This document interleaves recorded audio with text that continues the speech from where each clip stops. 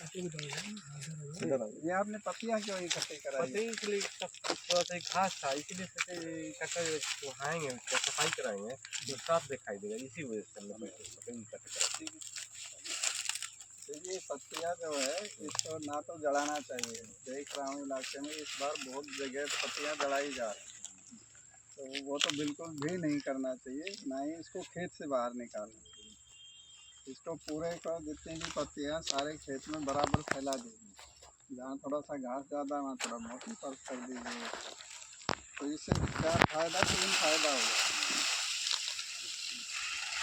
जहाँ भी ये ऊपर से घास को ढकेगी, घास को निकलने नहीं देगी, वहीं दबा के रखेगी। दूसरा क्या है कि जब पानी आप देंगे उस नमी को ज़्यादा दिनों तक बरकरार रखेगी। जो फायदा हो गया आपकी गर्मियों तक 2 सिंचाई बचा देगी।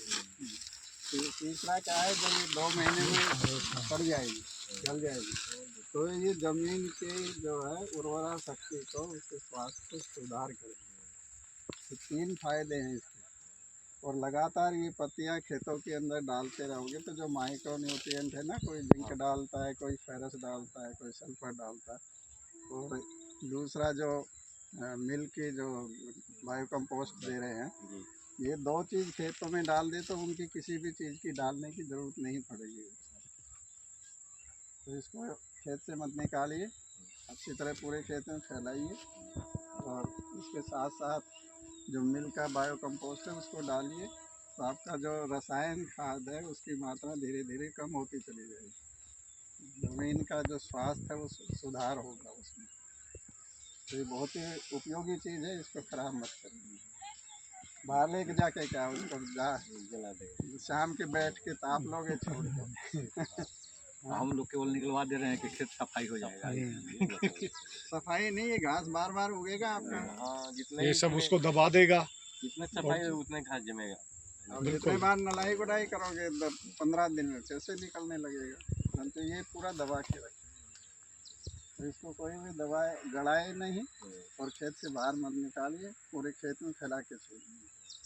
ठीक है, फैला दिए और फैला के अपना इसमें वो डाल दीजिए ट्राइकोडर्मा, और ये जो आप मिलता है मिल से खाद मिलता है ना, बायो कंपोस्ट जानते हैं ना।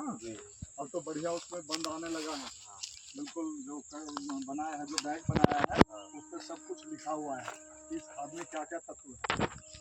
और एक शिकायत थी उसमें, थोड़ा सा सूख जाता था, तो उसके अंदर वो डलवा दिया है, पतला पॉलीथीन का उस बैग के अंदर ही वो डला हुआ है।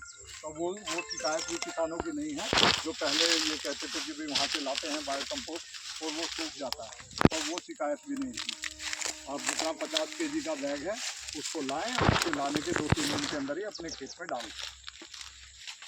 शंका रहती है, वो तो ना विश्वास नहीं है, मिल वाले पता नहीं कितना पैसा उसको बना, यही शंका है ना। तो ऐसा कुछ नहीं है, वो किसान के हित में लिया गया एक फैसला है। 10 मिनट देते हैं सीधा सीधा, तो शुरुआत वहीं से की थी, बायो कंपोस्ट तो बाद में किया। तो उस टाइम ये था कि खेतों में जाएगा तो अच्छा काम करेगा, परंतु उसको फिर 6 महीने साइड में रखना पड़ता है, जो कहीं कोने में रखना पड़ता है ताकि वो गड़ जाए, सीधे ताज़ा उसको नहीं डाल सकते। तो अब वो काम जो 6 महीने यहाँ पड़े पड़े होता था, वो काम अब वहीं करने लग गए फैक्ट्री में। तो ये मत सोचिए कि कितना वज़न कम हो जाता है। मान लीजिए आपने धूप में भी डाल दिया तो उसकी नमी कम होगी, जो पोषक तत्व है वो तो सारे उस कट्टे के अंदर बंद है। चाहे वो सुखा के डाल लीजिए, चाहे आप ताज़ा ला के डालिए, परंतु ताज़ा ला के डालोगे सीधा फैक्ट्री से जाके खेत में डालोगे तो ज़्यादा फ़ायदा करेगा, क्योंकि उसमें जीवाणु है जो फसल के लिए ज़रूरी है, ज़मीन के लिए ज़रूरी है।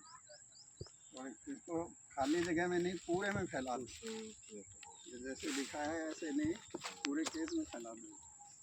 इसके ऊपर भी आ जाएगा तो कोई बात नहीं है, गन्ना सब